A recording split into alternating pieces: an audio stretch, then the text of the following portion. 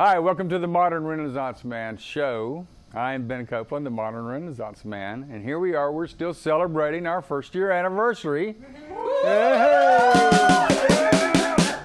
Glad you could join us. We've been here in the studio since April, of course, so we're all about fried.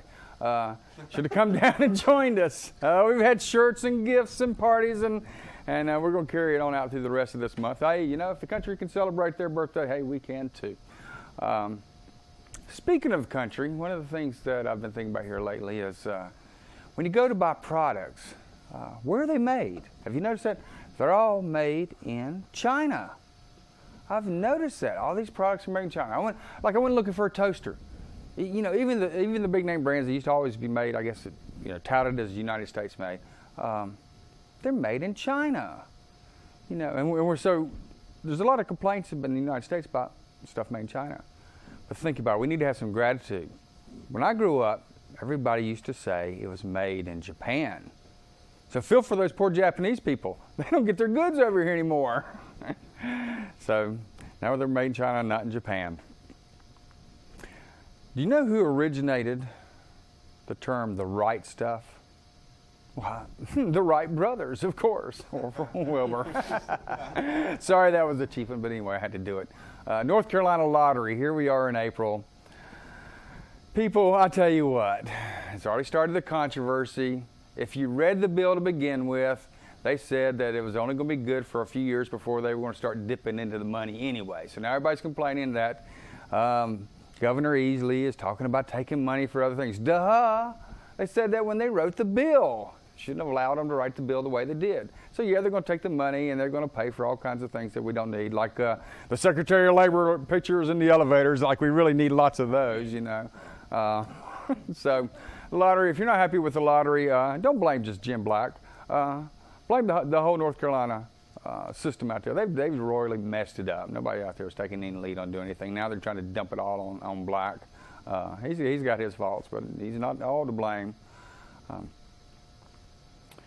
The other thing that we've started now around my house is that we mess up something at the house and you drop something, you spill something, you know, you break something. You know, we're going to stay in our household with the theme of the show, and that's just that, George it, you know. So we're blaming George for the rest of this year. You blame him for hurricanes, you blame him for the weather, you blame him for just anything you want to. If your spouse is not doing what you want, child's not going to bed on time, just blame George. School system, CMS. Did you know 1984 actually occurred? Did you ever read that book about how the government took control? Well, CMS is a prime example of that. The government took control. Did you know the school system was actually modeled after the USSR in the 60s in this country? So basically, we have communist school systems in a democratic society. No wonder they're having problems. Why don't they have a democratic school system? Think about it, CMS. And we know what that means. That's can't manage stuff. And now that I've got you laughing, I'm just going to mess with you and switch you back to another gear with the serious side of the show and what I call the soapbox.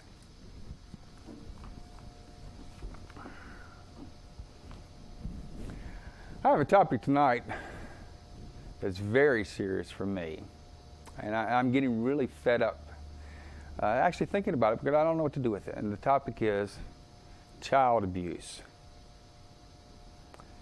Child abusers, my opinion is basically this: shoot them, hang them, gas them. I really don't care. I'm tired of these people doing things to helpless children. Part of my anger stems back to when I was a paramedic at 20 years old. I saw the remains of an abused child. I was livid to the point that I was worried that I was thinking mean thoughts that were comparable to the abuser. And I came up with that, basically just get rid of these people. Just get rid of these people. I don't need to be caught in that anger. Let's just get them out of the world. You know, when a child's abused, there's a very high chance that they'll turn right around and become an abuser. Our politicians don't put a whole lot of weight on this, but think about it. They just destroyed a life. They've murdered a life when they've abused a child. Now, here in April, when we're filming this, I'm reading about this big ring of pornography with infants on the internet. Hang these people if they're in Texas. You have the right to hang people. Get these people out of the world. I'm tired of this. I want to see our politicians get off their rear ends and stop child abusers. Let's put them away forever. Let's put them out of this world.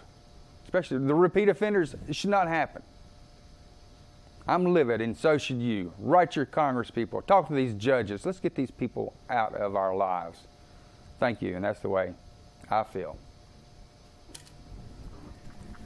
And with that, what I'm going to do is chill down a little bit and listen to some great tunes from Trip Rogers, Jeff Chester, and Dave McKenzie. Glad you joined in.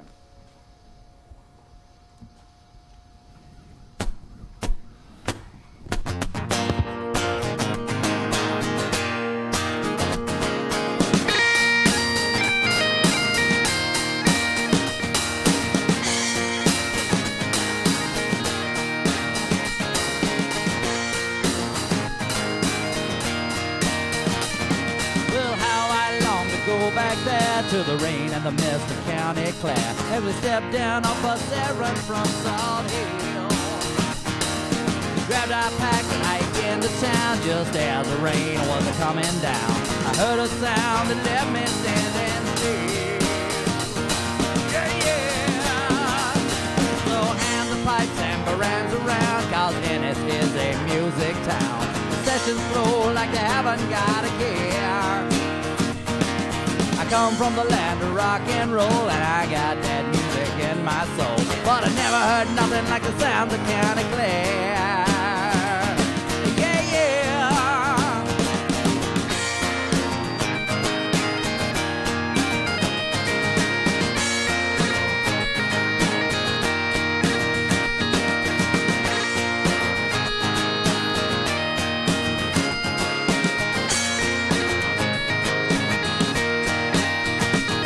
Well, I heard a jig and I heard a reel from a long, tall fella named Owen O'Neill. He played an Irish fiddle like fighting fire. Said sometimes folks can't always pay, but I play my music either way. I said, big fella, you're preaching to the choir. Yeah, yeah. So hand the pipes and barans around, 'cause Ennis is a music town. Sessions roll like they haven't got a care. I come from the land of rock and roll, and I got that music in my soul. But I never heard nothing like the sounds of County Clare. Yeah, yeah.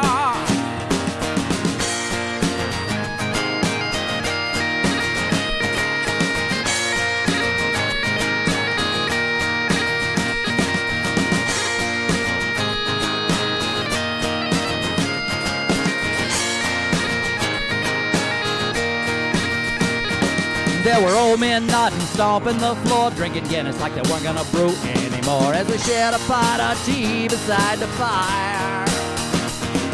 A concertina melody was backed up by a Suzuki. The mandolins just took the tempo higher. Yeah, yeah.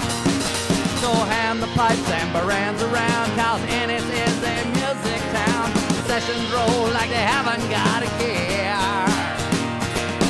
Come from the land of rock and roll, and I got that music in my soul. But I never heard nothing like the sounds of County Clare. Yeah, yeah.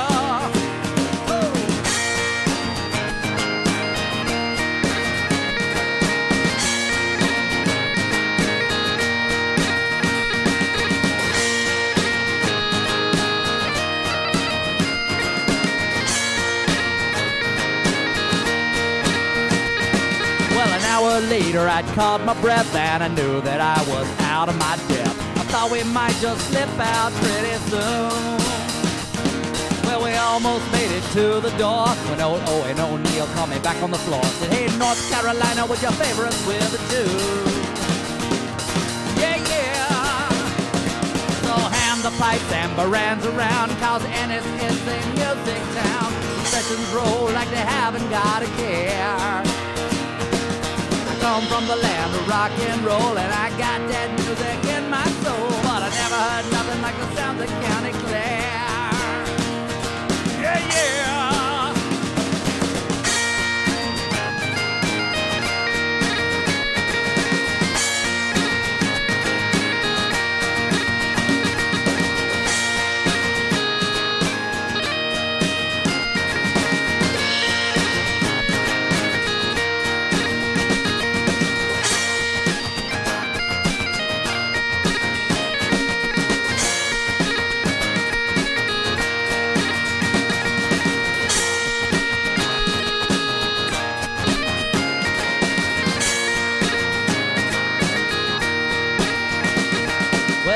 I long to go back there. I can smell the peat smoke in your hair as you pour me another cup of Earl Grey. Well, I played blues and rock and roll, Nashville country, Motown soul, but I never heard nothing like the songs I heard that day. Yeah, yeah. So hand the pipes and barands around, cause Ennis is the music town. Sessions roll like they haven't got a care. Come from the land of rock and roll, and I got that music in my soul, but I never heard nothing like the sounds of County Clare. Yeah,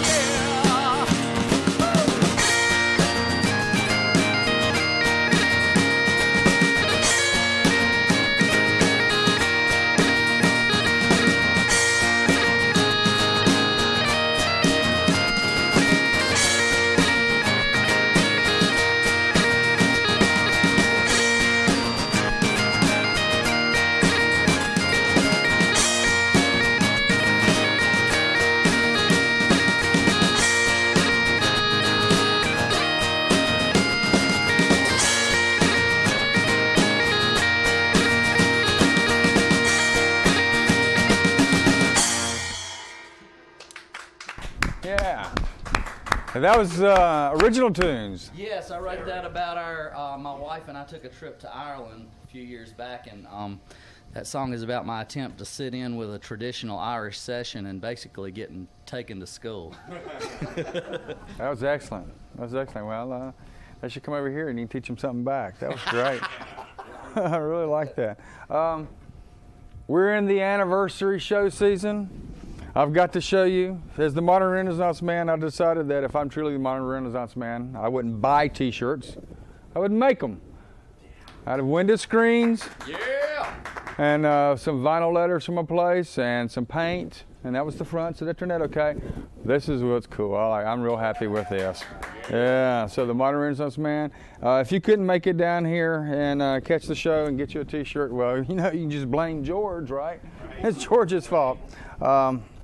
So that's the shirt. We didn't have much of an audience participation night. They backed out on us.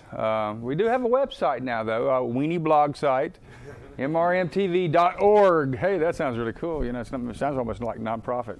Which, hey, we're not making any money, so I guess in a way it is nonprofit. So check out the website. We got stuff about the band on there. We're going to have a show schedule. As they give me information, things, we're going to get that on the website too. Some bios of them. Some of the stuff you probably need to cross out before you show your children, but that's okay too. Anyway, mrmtv.org, or you can, it also has places you can send email if you can't spell the word Renaissance, which I've actually received people telling me they took them a long time to look that up. I have gotten privy, speaking of the White House and George, I've gotten privy to something really cool. You know, you got the No Child Left Behind thing going on these days, right? Where George wants to make sure children are not left out. Well, the White House decided to take a really leading role and develop a primary reader. For those of you who don't know what a primary reader is, this is basically for like preschool children. We have an excerpt of that primary reader. we've got our hands on it. And we're going to get a tight camera on here, Dan, to catch this. And here's a copy, at least partial copy of the primary reader. Can you get it on this? Can we get something here? The title of the reader, we're going to get real tight. Who can make that tight shot? It's called George and Dick Playing. An early reader for the No Child Left Behind program. Can you see that? You got George and Dick there. It's the early reader. And here's how it starts. I'll read it to you. This first part of it. It says, "See George play."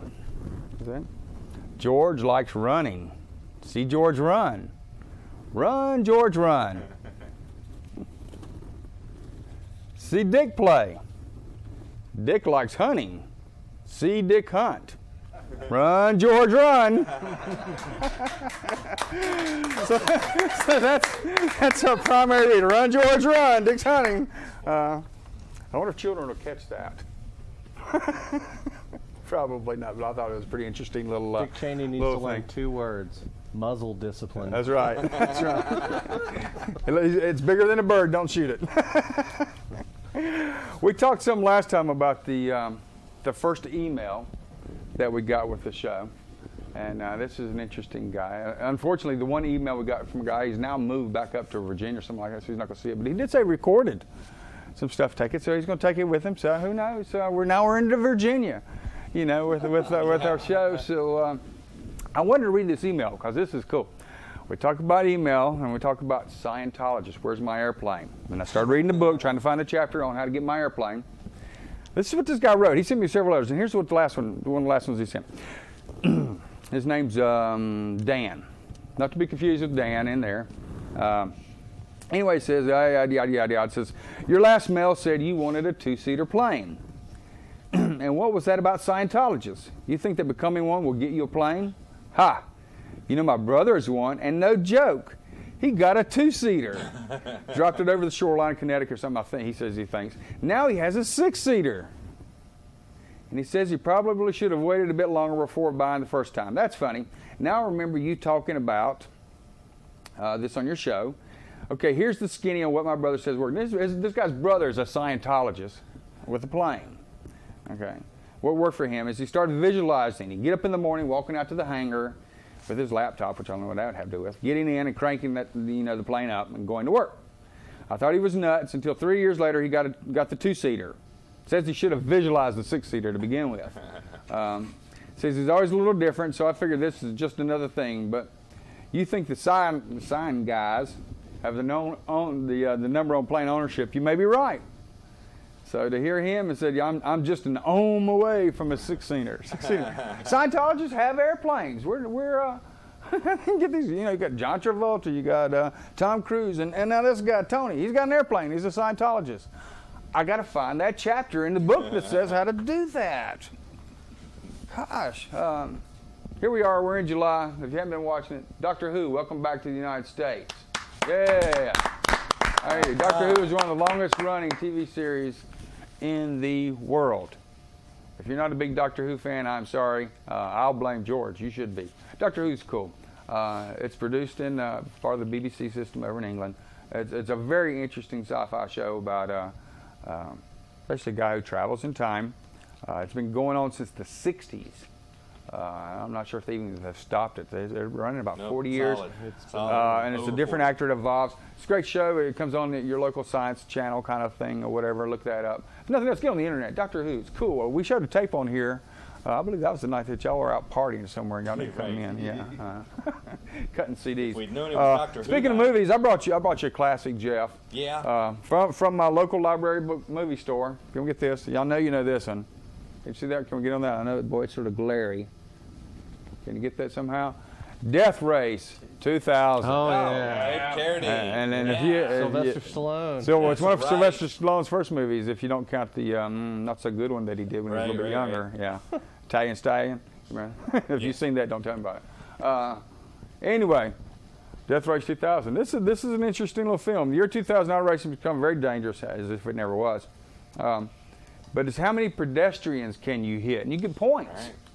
right? You know, it's a wild film. So if you hit like small people, you get big points. You hit really old people, you get mega points. And the more you can take out, and it's the idea of the race is actually has evolved into population control. And these people race from one side of the country to the other side of the country, taking people out. And the more people they take out, the faster they get there on the way. Wow. They win. Wow. And it's a real interesting. It's you know, a George Orwell kind of weird. The world has been taken over by some strange people kind of stuff. And Death Race 2000. If you've not seen it, that's a cult classic. See, Sylvester Stallone at some of his worst. David Carradine's finest. David Carradine. It's his finest. He's always weird anyway. So Mr. Kung Fu wearing a strange mask. He's what's it, Frankenstein or so? What's his name in the show? It's like he's been put together after all these wrecks and things. Yeah, he's great. Death Race 2000. Oh, so we got to do the host cam. About to forget that. And everybody get on the host cam. See if it's going to work. I always have to wait for it to crank up. It doesn't work as fast as I want to. So anyway, we got some host cam here. Well, we got a guest over there that we're going to introduced here. This, I think, may actually be my second. It will be my second female guest on the show. Wow. You know, so here we are with the host cam, and once again, now I hear that the one of those Tonight Show places is trying to claim they did it, but we know we did it because we did it in 2005, right. And y'all were here. So we invented the host cam. Don't let anybody else tell you differently. Okay. With that, I'll bring out my guest. Yvonne Evans, please come on out. Okay. All right, let's hear. Thank you. One of the things that I like having Yvonne here for, besides she makes me look better,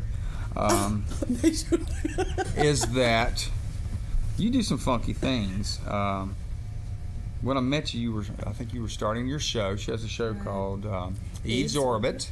Mm-hmm. And we figured it's supposed to be the night after mine, but it depends on your calendar. It really does. Because of the way the month rolls, you're on the first and second and third Saturday at 7 o'clock on this Access channel. So if you're watching this channel, stay tuned. It was either on last week or it's going to be on this week. Look at the website. That's the best way to find out. Just watch it if you watch it every Saturday night, you're guaranteed. Now you have a website though, so if they go to the website, they'll probably know about it. Eve's Orbit. E-V-E-S. Well, even so, where are you from? North Carolina. So you're actually here now. What residence? Because we got some. Charlotte. Oh no, you're native. I am not a native. No, I was actually born in Little Washington, North Carolina. On the coast. But you're homegrown, okay. And I was raised in Winston-Salem. Well, tell me, Eve and I get together and we beat out issues sometimes, like the China making goods issue. We've done that one before, and so we sort of swap off, have some fun with each other. Now, what I want to know is you're involved somehow with web systems and servers and web design, and how did that come about? Well, I'm kind of a geek. I'm very much of an artist, and that was a good marriage. I wouldn't have guessed you as a geek. You hide that well. I really was. I went to ECPI to learn networking and all that kind of stuff, and then I went to the Art Institute to learn about the web design, and kind of like being able to put both of those together, it just kind of fell into place. It was something I enjoyed to do. And you have a significant other who helps out with your show. Yes. Bob Davis. He's a sweetie. Yes, he is. Well, we've been together. He's a nice guy. He's a very, well, for me, he's a sweetie. We've been together for quite a number of years, since 1999. And probably be together for... And how long have you been around Charlotte? I've been here in Charlotte since 1984, actually, but I used to live here back in the 70s. A long time ago. In fact, something you don't know. Not looking at me now, you can't tell, but I used to be Miss World Service Life 300 for the Charlotte Motor Speedway, and I did modeling and all kinds of things. And from that, I was thinking I could take the world, and I went out to California. Guess what? I didn't take on the world. They said, sorry, too many people want to do that. So. Hear that. So here we are. We're on public television. Right. And making the big bucks. And, Oh, absolutely. Hey, you know, this is the place to be. But you have a great show. Now you Yeah. put your show together in an interesting way. You like watching how you film. It's different from what we do here. And I Absolutely. learned from it. I learned from yours So too. you do the pieces there. Oh yeah. And, so tell me this: what is something besides the TV kind of? What would you say is probably one of the wilder things you've done in your life? Oh, the wildest thing I've ever done. Yeah. How I got to California, I hitched a ride with Rufus and Rufus Chaka Khan. Uh huh. I hitched a ride with them out to California. It took me 5 months to get there, but that's how I got out there. Well, I worked the tour. Oh, And okay. they were on tour. That's when she was doing "Tell Me Something Good." Yeah. And that was back in her Well, that's heyday. cool. And so, yeah, I got to meet. So we have a bona fide celebrity Santana. here. No, it wasn't. I was like behind stage. You did the racing circuit and the music circuit and hung out yeah. in California. And, Yeah, I did. and you're doing web pages. I had I interesting- think you qualify as the first Interesting. modern woman. Renaissance woman. I think we've got our first. I believe we do. Congratulations. Anyway, Funny. we're running out of time, Oh, so we're going to let the band take us out some here. I want to thank particularly my volunteers. I want to thank Eve, oh, thank you. Yvonne Evans for being here. Watch Eve's Orbit. I'm Ben Copeland. Thanks for Dano, my director. Thanks for the camera people here. Can do it without you. It's been a wonderful year. We're going to wrap up this July month with our first year anniversary celebration and party hardy since April. And glad you're here. Dean on audio. My Kate Copeland, my best girl, has already gone home to bed. And my wife, Jennifer, who does the green room. See you next month, and we're going to have some interesting stuff.